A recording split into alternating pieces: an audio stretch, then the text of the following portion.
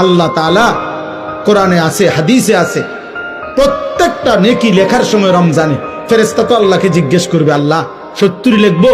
আল্লাহ বলবে না, আরো বাড়াইতে হইব। কেডা নাম কও? আব্দুল আউয়াল। আচ্ছা তো লেখ 700 লেখ। ও না না 7000 লেখ। না না 70,000 লেখ। না না 7 লক্ষ লেখ। এক সেজদা 70 লাখ লেখ। কসম আল্লাহর তাফসীর আছে। 7 কোটি লেখো, 70 কোটি লেখো, 70,000 কোটি লেখো। কখনো কখনো মহান আল্লাহ পাক তার দয়ার সাগরে যখন উথলে ওঠে, আল্লাহ বলে, ফেরেশতা তুমি লেখো না, আমি নিজ হাতে লিখবো। সাআকতুবু সাআকতুবু, আমি লিখব, আমি।